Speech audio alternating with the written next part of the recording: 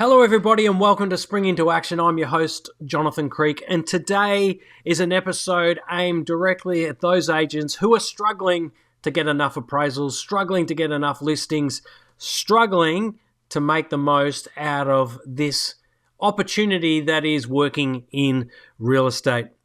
And today's guest is probably the first one to admit that 18 months ago, he was struggling a bit with the way that real estate was going for him. And with hard work and a couple of really smart strategic decisions, our guest today has actually turned his real estate experience around 180 degrees. Just about to have their most successful summer period of all time. Listings are through the roof. The value of the properties they're selling is through the roof. And the fun that they're having working in this business has never been better for them. So without further ado, let's hear from today's guest, Tom Woods.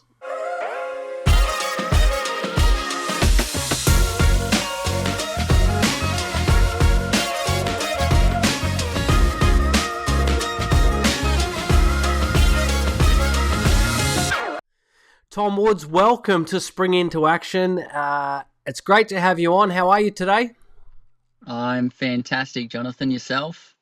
Now, this is a new experience for you, being interviewed, but you are a bit of a star on social media. You enjoy it? I love communicating with my market. I love communicating with people, and I think it's an exciting couple of months ahead in real estate. Yeah. Just tell us about you and your real estate journey. How did you find your way into real estate?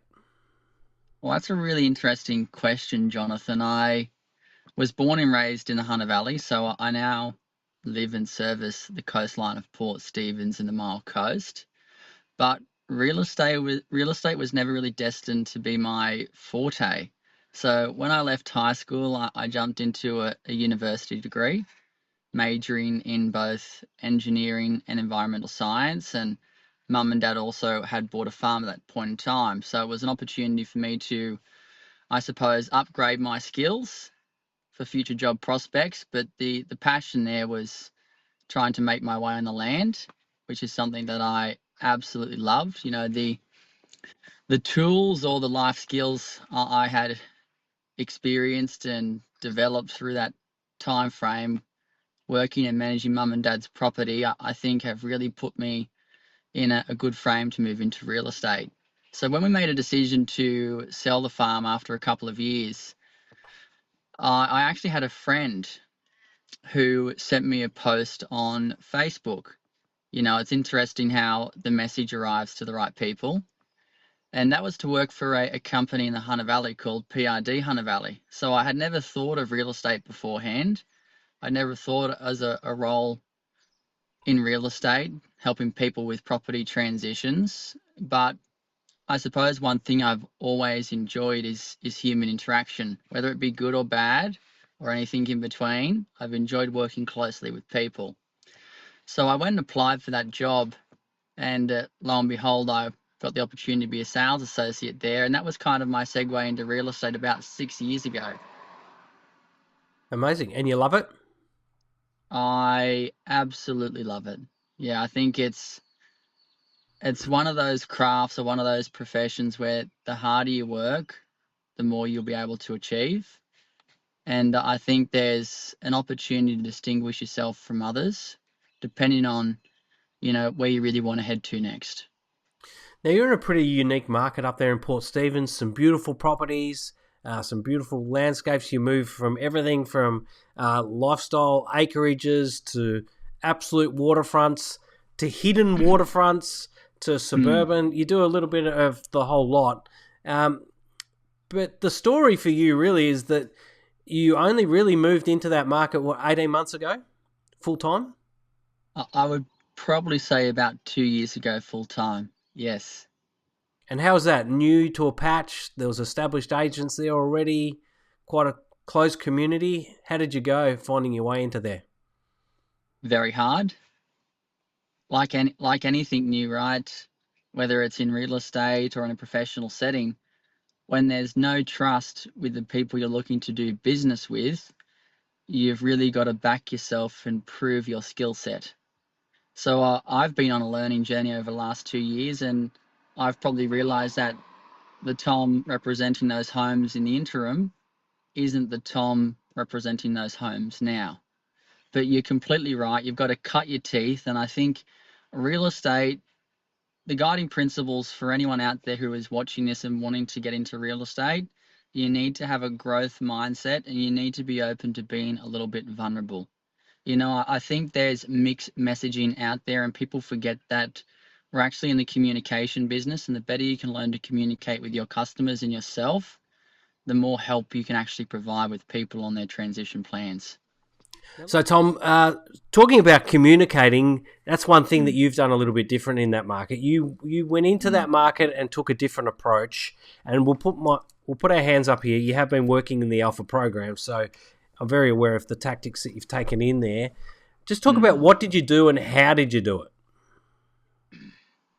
I think in real estate, or common real estate practice, right, which I don't know if it works effectively or not, I think it doesn't work that effectively, is presenting to the consumer what they already know.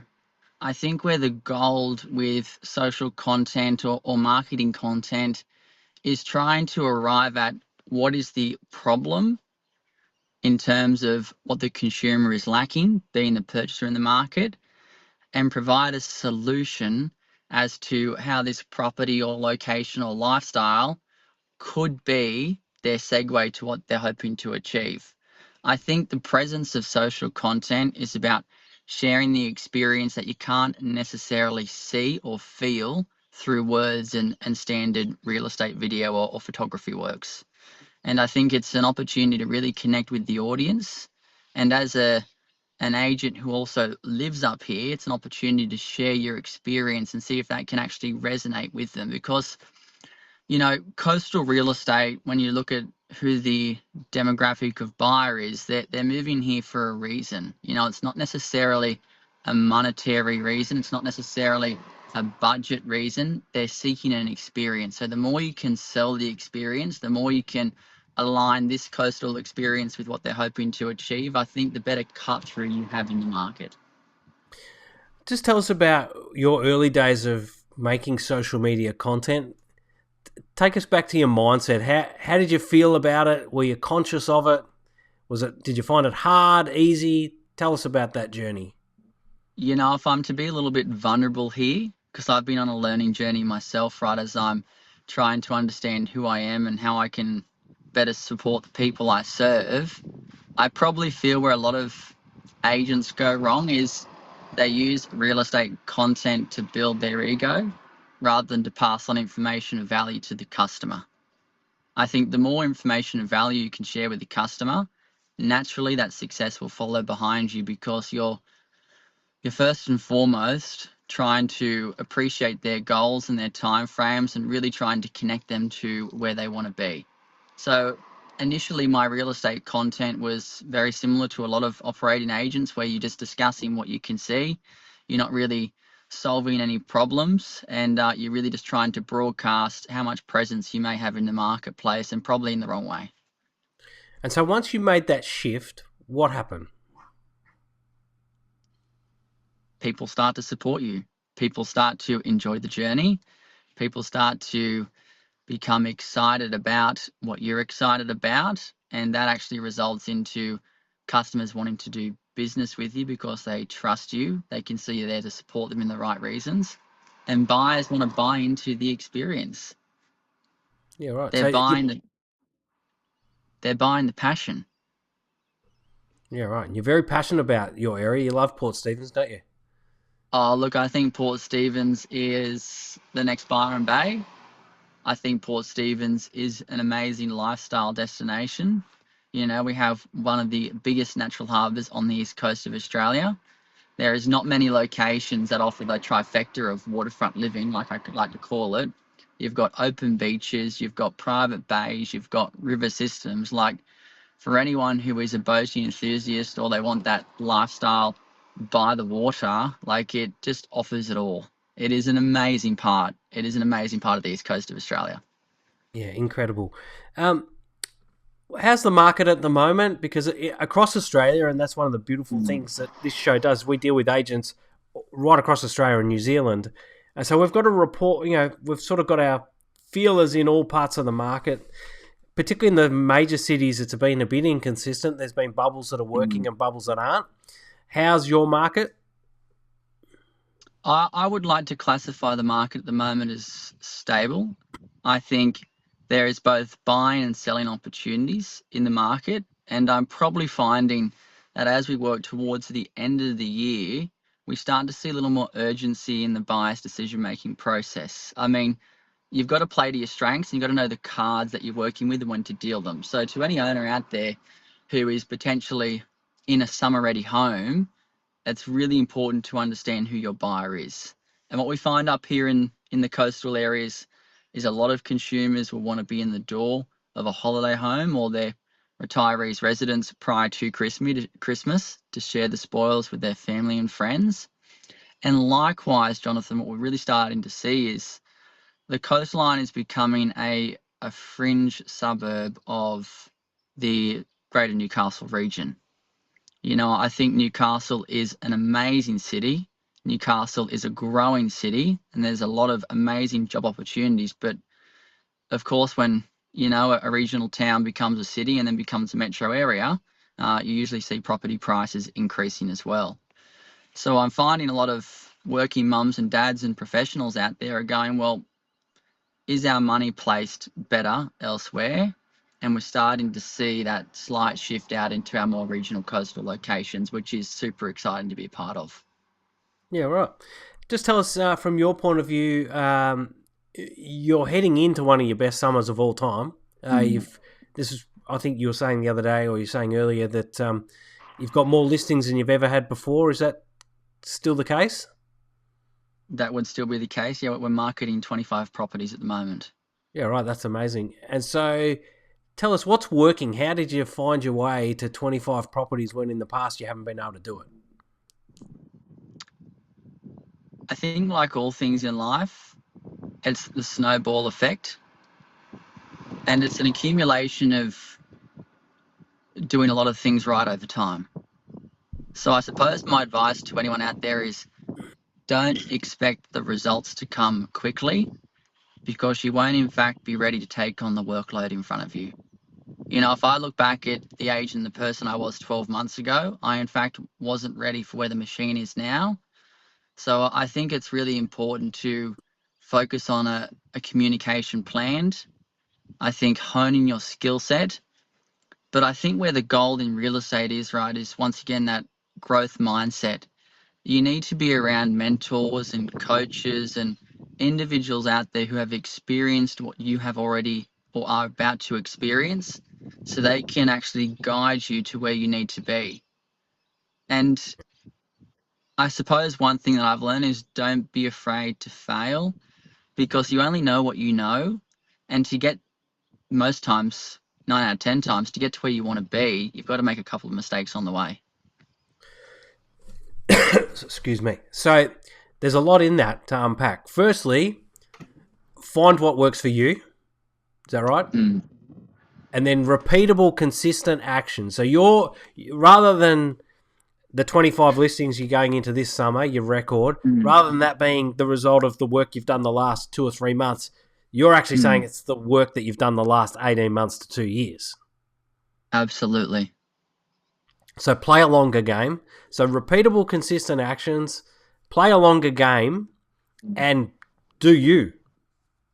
I think the big one there is be you and don't try to be a different individual for every customer because you'll end up losing your sense of purpose. You need to work with the consumers that are right for you. But in saying that, you need to also meet people at their level.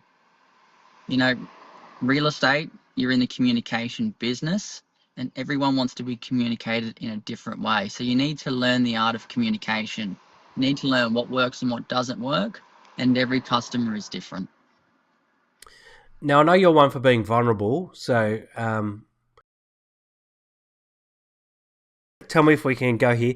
The agent that you were when you started, compared to the agent that you are now. There has been quite a transformation. Would it be fair to say that you fell into the trap that so many young real estate agents fall into, where you think that there's a societal expectation of the type of person you need to be presenting to the world?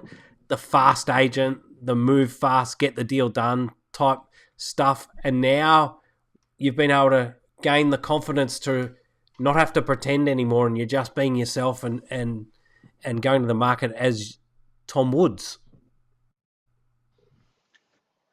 I think in real estate, everyone who's starting their career wants to prove what they can do. But if you prove what you can do in the wrong way, you actually create a much bigger barrier between yourself and the client, because then the focus seems to be on you and what you achieve and what you're gaining. Now, we only gain in real estate when we can effectively help people and we're good at it. So my biggest breakthrough in the way I've communicated to the market is make the customer the hero. It's their journey, it's their home, it's their life plans. And I think that needs to be respected and appreciated of, and I think they need to be celebrated.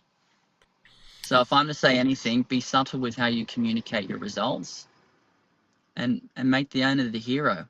Make the owner the hero in their story. Don't make the agent the hero.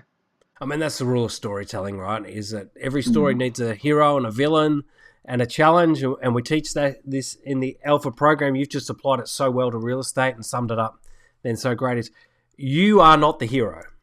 You're the guide. You're the storyteller, and the property or the client needs to be the hero. And we see it so often with real estate agents that they zoom up in their nice European cars, and they're walking people through properties, and they're floating around trying to be the heroes of the show. It's like, no, step out of the way and let the house speak, let the property speak. You just help people get over the challenges and the hurdles that they have. Let's get down into the finer numbers. About how many videos are you making a week, and what sort of views are you getting on those, just to show those who are out there that might be struggling or thinking about making video content, because it's been a big lever in your approach to gaining ground and territory in Port Stephens. Just to show that it is achievable, that you don't need to go out and get 1 million views. I mean, but you're doing repeatable, consistent videos. I think that's the key. We mentioned that before. How many a week are you doing, and what sort of numbers are you getting? And it's a really great question, that one, Jonathan. And I think you can do a lot and get very little, or you can do it right and see an impact. And if there's any agent still watching our video, if you look at prospecting, for example, which is your way of communicating to the market effectively what you can do on their behalf, you can call 100 homes cold and get nowhere, or you can focus your attention around community members that are your advocates and that are your supporters. And now, one thing I know with real estate is that good messaging and good actions get broadcasted through the right, let's call them captains in your community. So where my focus has been is building a network of people that trust me, that trust what we can do, and that want to follow our journey, and let them share the story with those that may need assistance at the right time. So I have 1,000 people on my Facebook page. My viewership per video is probably somewhere between 100 and 200 views. And that has accumulated to now a pot of 25 amazing homes and 25 amazing owners on the market that I'm so grateful to have and be working with. So there you go, folks. Apologies for the dog interrupting. I've got a new puppy in the family, and she's just seen the postman. But that just shows how achievable it is, right? Is that you don't need to be knocking out thousands of views. You just need to have a connected community of people that you communicate with. And they're not always the ones that do the deals. They're not always the ones inviting you to the appraisals. They're actually referring you to their friends and family. So your network's actually way bigger than that 1,000 followers on Facebook.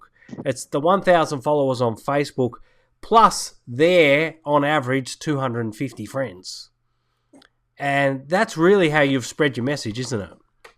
That's exactly how we've spread the message. Tom, from here, any last piece of advice? We've touched on being vulnerable and honest. We've touched on doing you and communicating where people want to be communicated, and also about having a guide in terms of getting the machine ready for the load. And that's probably something that you learned about 6 months ago. You started to get very busy, and you called out for help. You were smart enough to say, you know what, this is becoming a bit hectic. I don't want to drop my standards. Where do I get help? And you brought in some wonderful trainers. We're not talking about myself. Laugh at that, Tom. That was a joke. You brought in some wonderful trainers to help get your life in order, and now the machine's just a repeatable success, isn't it? It is, and the simplicity of all of this, and it's like life, right? You will get what you give. And the only message I can say is do the right thing by the client. It'll never let you down.